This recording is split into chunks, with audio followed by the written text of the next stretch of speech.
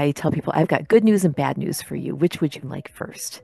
And their response is usually, oh, give me the bad news. And I'm like, okay, the bad news is I don't have anything that I can give you to cure you of this. It's a viral illness. There are no antibiotics that are going to make this better. And if I gave them to you, they could cause you some pretty significant side effects. But the good news is that this is going to follow the typical course that your other upper respiratory tract infections going into a lower respiratory tract bronchitis have followed, and that we do have some symptomatic management that we can do. Welcome to Medication Talk, the official podcast of TRC Healthcare, home of Pharmacist Letter, Prescriber Insights, and the most trusted clinical resources. Proud to be celebrating 40 years of unbiased evidence and recommendations. On today's episode, listen in as our expert panel digs into identifying and treating acute bronchitis and community-acquired pneumonia. They'll discuss when antibiotics are appropriate, which antibiotics to use, and other management tips. Our panel for this conversation includes Dr. Stephen Carrick from the USC School of Medicine, Greenville, Dr. Andrea Darby Stewart from the University of Arizona College of Medicine, Phoenix, and Dr. Craig Williams from the Oregon Health and Science University.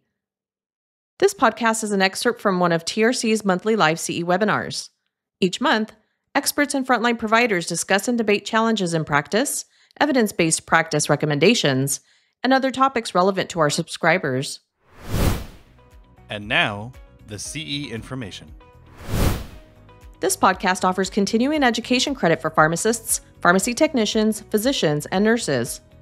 Please log into your Pharmacist Letter, Pharmacy Technician's Letter, or Prescriber Insights account and look for the title of this podcast in the list of available CE courses.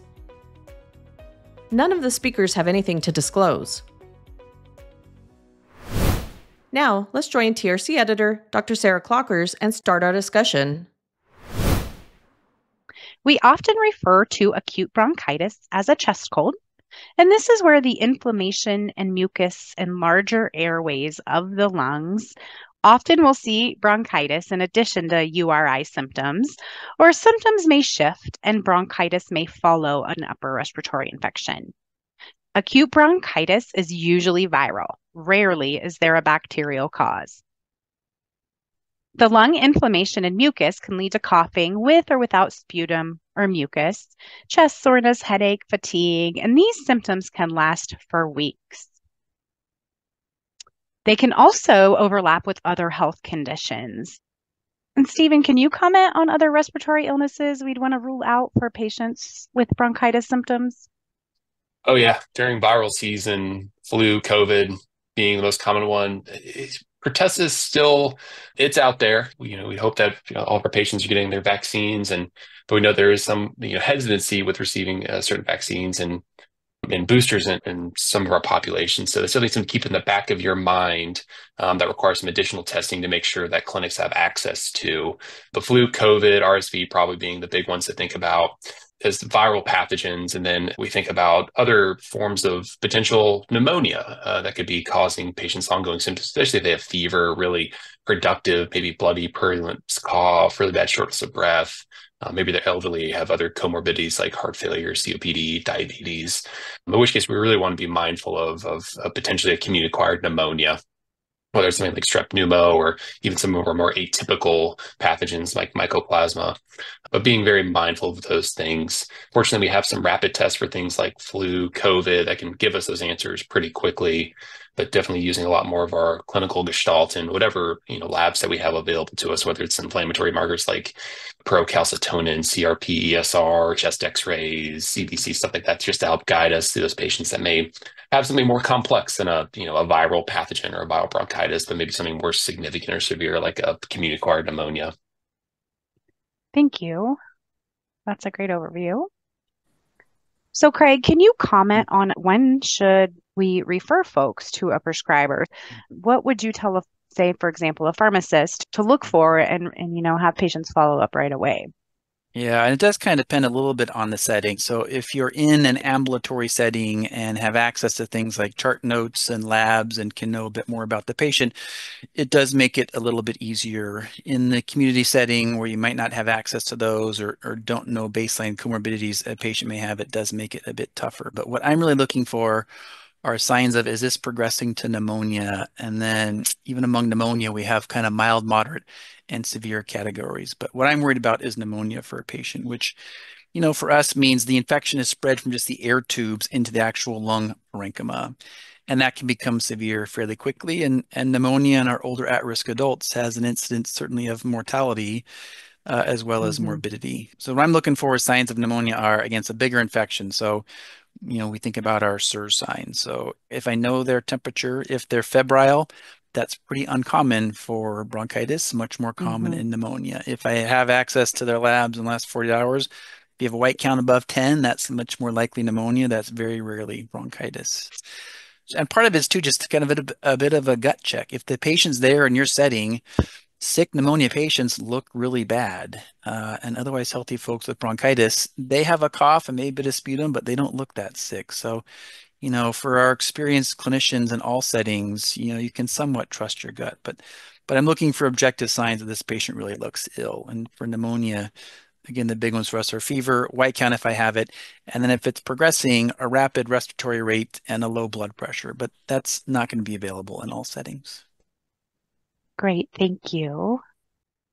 Since acute bronchitis is usually viral, antibiotics won't help. This may be a good time to use that viral prescription pad to reinforce that antibiotics won't help. Andrea, can you share how you talk to your patients about lower respiratory tract infections like acute bronchitis that are likely viral? This is one of my actually favorite conversations to have with people, which I think makes me a little bit of an outlier in the medical community. So I tell people, I've got good news and bad news for you. Which would you like first? And their response is usually, they'll give me the bad news. And I'm like, okay, the bad news is I don't have anything that I can give you to cure you of this. It's a viral illness. There are no antibiotics that are going to make this better. And if I gave them to you, they could cause you some pretty significant side effects.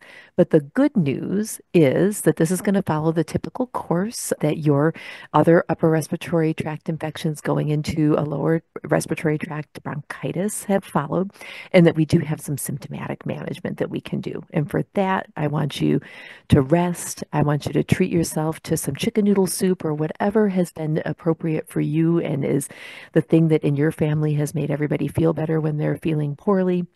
Increase your fluids. You can use some nasal saline, use hot showers, cool mists. All of these things can really help you with your respiratory symptoms, and it will get better. But the cough can last for several weeks, and so it's important for us to make sure that you're taking good care of yourself. And Stephen, how do you counsel a patient with a lingering cough and congestion? Yeah, one thing I always will reference is that typically during viral seasons in clinics, we just see so much of this. And I think telling patients that we're seeing a lot of these kind of symptoms going out in the community right now. You're not alone in this. Your symptoms seem pretty typical, and here's why I think that this is likely a viral pathogen, and kind of going through those lists. Maybe they have a lack of, or maybe a very low grade fever. Their cough is minimally productive. They have maybe some mild congestion. They're presenting with kind of the typical symptoms, maybe a little bit of fatigue, myalgias, and then saying, I'm reassured that you don't have a pneumonia because of these things. Maybe they're not excessively short of breath, or again, that mucopurulent cough or high fevers. And I anticipate these symptoms to improve with a little bit of time, but sometimes it takes about 7 to 10 days. The cough can be a lingering thing. It may take a week or two to go away, but I think we can really manage these symptoms, and I hope that we can get you better a little bit quicker. And then also counseling them on, here are the red flag symptoms, the things I want you to look out for. If you're not getting better in this period of time, or if these symptoms evolve or change in any which way, that's the time that we need to see in person so we can reevaluate, consider if you need additional testing. And then providing whether recommendations on medications, whether they be over the counter, prescription, but just those management strategies to help them navigate those symptoms so that they can feel a little bit better. I mean, it's no fun being sick. And so we want to get people back to being able to enjoy their lives as quick as we can, but knowing that, these are just hopefully this is just a mild viral pathogen that we can get you feeling better a little bit quicker with, some common remedies, anti-inflammatories, Tylenol, fluids, rest, hydration, all that stuff. Thank you. You can review the pros and cons of non-drug measures and OTC options in our chart, Managing Cough and Cold Symptoms, on our website. And Steve, I'll turn it back over to you. Thanks, Sarah. And I'm glad we mentioned pneumonia earlier when differentiating bronchitis because community-acquired pneumonia, or CAP, is our next topic. And you'll see that treatment here is more extensive, which we will review for both adults and kids. So I like to think of pneumonia as coming in all sorts of shapes and sizes. Sometimes patients can acquire pneumonia in the hospital, but here we're focusing on when it's only acquired in the community. CAP is defined as pneumonia developing in patients who were not admitted to a hospital within 48 hours before a diagnosis. And CAP can be caused by many different types of organisms. Today, we'll only focus on bacterial CAP. The most common culprits include bacteria like Strep pneumoniae, Haemophilus influenzae, and even atypical bugs like Mycoplasma. As with many infections, we're going to see that comorbidities like diabetes and renal disease can increase the chance of having resistant versions of all these bugs, and that will affect how we treat them. So when deciding how to treat bacterial CAP, we need to divide our patients into two separate groups: those who get standard treatment, which are healthy patients, and those who need broader spectrum coverage due to resistant risks. So patients at risk for resistance are those with comorbid conditions like chronic heart or lung disease, diabetes, and even cancer. Others include patients who maybe had prior MRSA or Pseudomonas respiratory infections, since we know those bugs have a lot of resistance factors. Or we have to think about if they needed IV antibiotics in a hospital in the past 90 days, since they may have picked up a resistant bug in that setting as well. So for healthy patients, CAP treatment is relatively simple. Patients can get a high dose of amoxicillin, which is 1 gram TID, or they can get doxycycline, 100 milligrams twice a day. And macrolides like azithromycin or clarithromycin are recommended as an alternative. And the newest CAP guidelines really emphasize this approach of using more amoxicillin for otherwise healthy patients.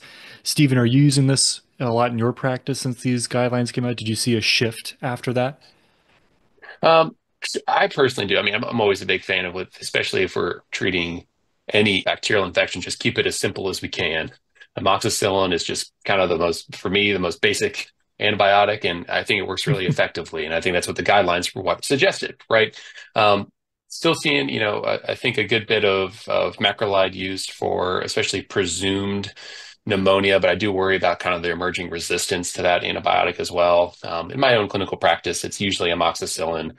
If they have some sort of significant allergy to amoxicillin, doxycycline, those are kind of the two that I stay with. I try to avoid using macrolides just because I just know they're used so often in the community, whether it's for pneumonia or whether for some other respiratory illness. That's my general clinical practice. Excellent. But if you have a patient that can't tolerate amoxicillin or doxycycline, or perhaps there's even a shortage of these meds, using azithromycin could be an option here. However, it would be important to counsel patients on when to come back for evaluation if those symptoms still don't improve after 2 or 3 days, and have a backup plan for next steps with broader antibiotic coverage to handle possible resistance like we talked about earlier. Now, Andrew, I'm curious, since the CAP guidelines came out in 2019, has your use of macrolides for CAP changed? How often are we even still recommending macrolides for CAP, perhaps even in your practice? Yeah, I love that question. It absolutely has changed. Again, super easy to, click in your electronic health record and type Z-Pak and hit enter. But in our community, our strep pneumo resistance is well over 25%. And so macrolides are not going to be appropriate for my patients who are non-hospitalized, walking around in the community, but happen to have a community-acquired pneumonia. So I do avoid those. I would direct everybody to take a look at the IDSA guidelines. I think that they did a really nice job with them and are pretty clear about the recommendations for using amoxicillin or doxycycline for the majority of our patients. And those medications that the doses recommended are generally very well tolerated. Very important points here about resistance. I really like this discussion. And, I'm actually broadcasting out of Iowa right now. And I actually found a recent study that suggests our region had the highest overall resistance at something like 54%. So I would be very hesitant to get a macrolide if I came down with CAP right now. All right, switching gears, what if our patient has a comorbidity like diabetes that increases their resistance risks and poor outcome risks? We need to cover for possible resistance up front with a broader antibiotic coverage. So here we'll cover resistant strep pneumo and Haemophilus influenzae with amoxicillin clavulanate, or a third generation cephalosporin like cefpodoxime. But we'll also add a macrolide or doxycycline to that to cover atypicals. Another option here, though, is to give a respiratory fluoroquinolone like levofloxacin as monotherapy. Now, I could see someone looking at this saying, why don't we just give everybody this monotherapy? That's just so darn simple. But that is true. It is simple and convenient, but it could come with some risks. So, for example, fluoroquinolone warnings have grown over the years. Hypo and hyperglycemia and even CNS side effects like altered mental status are important ones to consider. And it may not be dose or duration related. So avoid using fluoroquinolones for elderly patients, those with renal disease, or maybe they're taking insulin or sulfonylurea like glipizide. If used, I'd recommend close glucose monitoring and ensure patients have adequate testing supplies, and educate how to recognize and treat that hypoglycemia. And we know that quinolones have several risks, although they can be rare, things like Achilles tendon rupture, QT prolongation, things like that. I'm curious, Stephen, how much do these factors come up in your decision making when you've used a fluoroquinolone for CAP? And has your use changed with fluoroquinolones over the years? Yeah, I mean, just because all of the side effects and complications that can arise with fluoroquinolones, I really reserve these as sort of a last line. I mean, unless we are absolutely, this is the antibiotic we have to use. I mean, I just think of the patients that we tend to put these on. They tend to be older. They tend to have some sort of, things like diabetes. You worry about the risk of tendinopathy for patients, and maybe that affects mobility in some ways. And so I really, again, fluoroquinolones, I just think there's so many potential complications with their use. Yes, they're good antibiotics and they have a place, but I think it's really important to identify the right patient for the right infection to utilize these. And as I said, it's probably more of a lower tier antibiotic for me when I'm dealing with community-acquired pneumonia and most other infections that I will treat with antibiotics. Again, just because of there's so many secondary side effects, black box warnings that could potentially put our patients in dangerous situations. These are really wonderful antibiotics. And so I'll say when it comes to quinolones, I'm a cautiously aggressive user of quinolones, meaning if I don't need them, we've always somewhat shied away from them. For like going back 20 years, more because we knew resistance was going to be a problem. So, 20 years ago, these were kind of our more potent agents we could save and potentially use beta-lactams and macrolides and tetracyclines first. And then quinolones were kind of in our hip pocket as we needed them. And we have seen resistance evolve, unfortunately, but not surprisingly. So we never used them for things where we thought we didn't need them. And that, honestly, when the warning first came out from the FDA, we struggled with that a bit like others did. But if you go to the black box warning, it mentions them specifically, not across the board, but in certain conditions. And it mentions the conditions you guys are partly talking about tonight. So sinusitis, otitis, and then urinary tract cystitis. And often those are conditions where we can use something else. So,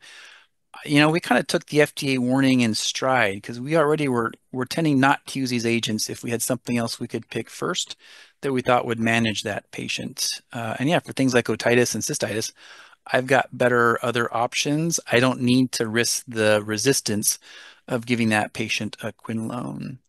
But I think where people have gone a bit overboard, and where I maybe disagree with some of my colleagues, is if I have a appropriate infection that would benefit from a quinolone, I don't tend to hesitate because of the new warnings. So unfortunately for us, these are very rare adverse effects. And if I have someone with a severe, in this case, pneumonia, or frequently for us on our inpatient practice, a severe urinary tract infection that goes beyond the bladder, these can be wonderful drugs to treat patients. So in the here and now for severe infection, we tend to not be too cowed by the warnings, and we use these where appropriate. But they are for severe infections where we think they're the best drug.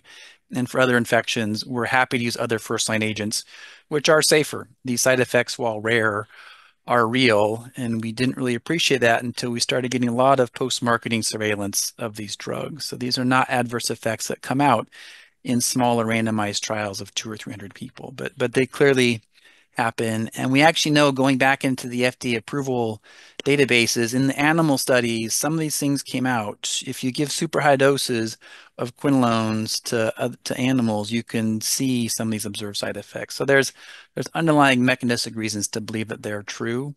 But again, in a severe infection where they're the right drug, we don't hesitate to use them despite these warnings. Yeah, great example of weighing benefits versus risks. Love that. We can tailor therapy with these risks in mind. First, we could recommend considering fluoroquinolone monotherapy when patients can't take a beta-lactam with a macrolide or doxycycline, for example, if there's a severe beta-lactam allergy. Or they could be considered for patients who are likely to have maybe very notable non-adherence with those combo options, but have a low risk of side effects from those quinolones. It would also be good to check for cardiovascular disease history due to that vessel issue that we may see, but also arrhythmias, which can frankly also apply to macrolides. And as always, we should be considering medication interactions since comorbidities do add up in terms of patients needing to take multiple medications that could pose a risk for that. One example I can think of I've encountered in my practice is levofloxacin with warfarin and how that can increase the INR and risk for bleeding. So newer CAP antibiotics like omadacycline and lefamulin have made the news when they came onto the market a couple years ago, but we still aren't completely sure what their place in therapy is, and they can be quite costly. For example, a 3-day supply of omadacycline is over $1,500. So it would seem appropriate to avoid routinely using these newer meds at this time, but I'm curious to our panelists, have you used these newer CAP agents in practice? And if so, can you share any experiences or pros and cons you can think of? Yeah, no, I definitely share that they should not be routinely used and saved. In fact, I believe that so much I have not used these yet in practice. So yeah, at our academic medical center, these uses will certainly be in the context of certain protocols for where they'd be appropriate. But yeah, newer agents definitely safe for where we don't have alternatives. And yeah, I do not yet have any personal experience with either one. So I'm practicing what I preach in saving them for special circumstances. I honestly have not seen them used yet. I don't even think I've seen them used, at least in our community, by our infectious disease colleagues. So I don't have a whole lot of knowledge, firsthand use of them, unfortunately. But yeah, and so I guess that's where it is. I just don't see, and I even haven't seen our infectious disease colleagues use them yet. Yeah, they definitely seem like they need to get more data and find their place in therapy. Also think about antibiotics the patient has taken recently. Recent exposure may make bacteria resistant, and using the same antibiotic again right away may be less likely to help. So using a different class can prevent this. For example, let's say a patient recently completed a course of amoxiclav for sinusitis. Instead of using that again, we can give cefpodoxime plus doxycycline instead of that same approach. With all that in mind, I briefly want to point out differences with adult CAP treatment to what we do for kids. I am a pediatric pharmacist after all. So keep in mind, CAP in kids under 5 is usually caused by viruses, so antibiotics typically aren't helpful. Strep pneumoniae and Haemophilus influenzae are still the most common bugs when we do have bacterial CAP in kids, but we recently saw a surge in mycoplasma cases in 2024, with kids under 17 having the highest increases. So unlike adults, instead of dividing treatment by comorbidities or no comorbidities, in kids, it's actually divided by whether we think that the pneumonia is bacterial, atypical, or even both. We'll use high-dose amoxicillin first line or amoxicillin clavulanate second line if we think it's presumed bacterial CAP without a concern for atypicals like mycoplasma. And usually this decision about atypicals is based on the prescriber's impression. So think about the same dosing and administration principles of high-dose amoxicillin and amoxiclav that we talked about earlier with otitis. Now, if a prescriber thinks the patient has CAP caused by a bug like mycoplasma, then we can add on a macrolide or doxycycline here, or potentially use them solo, depending. So for Andrea, my question for you is, what do you look for when diagnosing a patient with atypical pneumonia? Because most pharmacists may not be able to see that from our perspective. Yeah, absolutely. So, the majority of our kids that are, under, kind of elementary school kids, when they come in with community acquired pneumonia, actually have an atypical pneumonia. And unfortunately, we experienced one heck of a mycoplasma season this most recent fall. So, majority of the listeners may be very familiar with what an atypical pneumonia looks like in a kid with this presentation, but they still have the high fevers. They still feel lousy. They're still coughing. If you get a chest x-ray, you're not going to see that lobar component that you'll typically see with a bacterial community acquired pneumonia. And these kids generally respond very well to azithromycin. So that has been my go-to for kids who we think have an atypical pneumonia. For adults, it's a little trickier because we have a larger spectrum of bacteria that may be likely to cause this. And obviously, we can't forget to rule out things like COVID and RSV and influenza as well in the peak of our viral season right now. But for adults, if I'm not seeing a lobar component and I am concerned about an atypical, in my practice, I would use doxycycline because I don't want to miss that strep pneumo in an adult that I know may be resistant to azithromycin in my community. Yeah, so you can hit two birds with one stone. That's Exactly. perfect. And I want to take a moment just to go back to doxycycline. Many of us know doxycycline gets a bad rap with kids. Initially, doxycycline was never used in kids under 8 years old due to concerns about teeth staining. And most of that was actually due to data from older tetracyclines that did indeed lead to teeth issues. But this isn't really supported by newer data regarding short courses of doxycycline. So, in fact, the AAP said in the 2010s that kids of any age can safely use doxycycline for up to 21 days. So, this could be an option if a child can't use azithromycin, for example, due to an allergy or a product shortage. But keep in mind, some doxycycline oral suspensions may need prior authorizations due to their higher cost. For example, one 60 ml version, that bottle costs about $130, so not exactly inexpensive. I'm curious for our panelists, have you been using more doxycycline in children since the AAP changed their recommendations? And how do you communicate these risks with parents in that case? Yeah.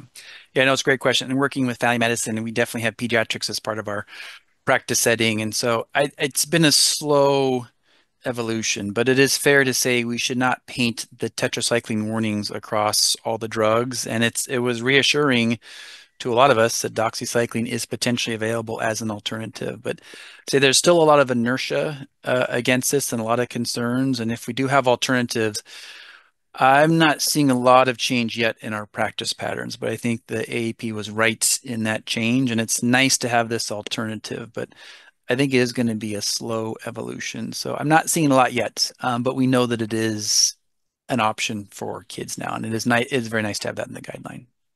Yeah, and being a pediatric pharmacist myself, I'm really excited to kind of see what the next guidelines will say. So I'm kind of waiting for that. Am I using doxycycline a whole lot? Man, probably not. Mainly treating pneumonias with whether it's amoxicillin or a cephalosporin. Usually is most of the antibiotic prescribing that we'll utilize for this. Have I used doxycycline a few times? Yeah, and it will kind of let them know that, hey, you may see that there may have been some concerns about teeth staining. That's something, especially if using for a short course at lower doses, probably not going to be a big risk.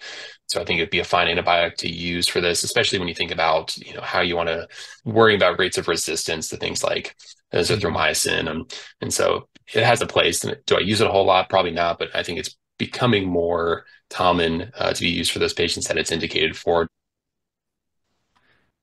So, Craig, can you comment on the role of steroids for CAP? This is actually a common question I've gotten in my practice. I'm curious about your thoughts. Yeah, it is. It's a great question. And actually, it really kind of got accelerated or highlighted during and coming out of COVID.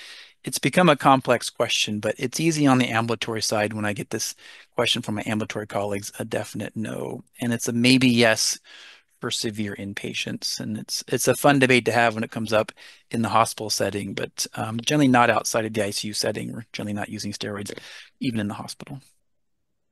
Yeah, it's always been kind of a pros and cons discussion on a case-by-case basis. So based on all this, how long should we be treating outpatient CAP? I'll let you go first, Stephen. Usually say about 5 days. I know there's been some studies out that even said shorter for hospitalized patients, like as low as 3 days, I think. So 5 tends to be about where I have settled and probably my common practice right now. Maybe a little bit longer if they maybe 7 days, or a little bit longer if, say, they have significant comorbidities, older patients, treatment failure. And so those are the kind of the cases where I'll see that. But for most outpatient cases of community-acquired pneumonia, let's say I got 5 days. Close follow-up. I think close follow-up is important with these patients just to make sure they're doing better. But the 5-day duration is usually where I start with.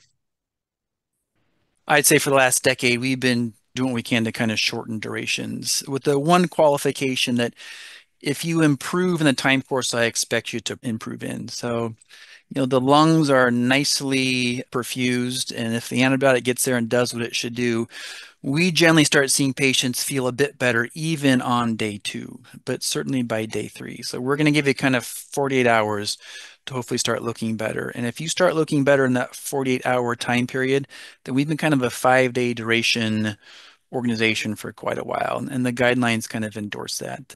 Maybe even shorter than that is effective. Once you seem to be heading in the right direction and you've got the right antibiotic, or potentially, as we admit to ourselves, the patient's getting better despite our antibiotic. Once they're on the mend, it seems to be you can really shorten up the duration compared to what we used to do. So we train our residents, and what we teach our students is no one should be going longer than 10 days unless you've got a good reason for it. And generally 5 days is your target.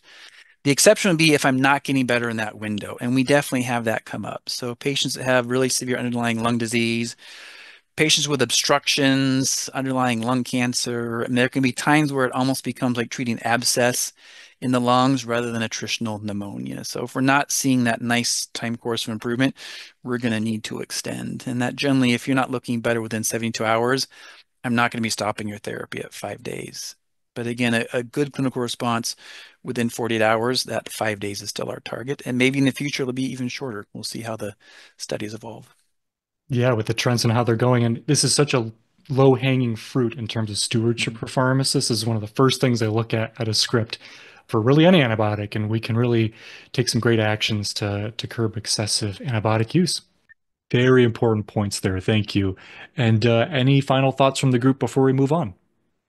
At least in my conversations with patients this year and maybe a little bit of last year, I'm seeing less resistance with just naming it as a viral illness.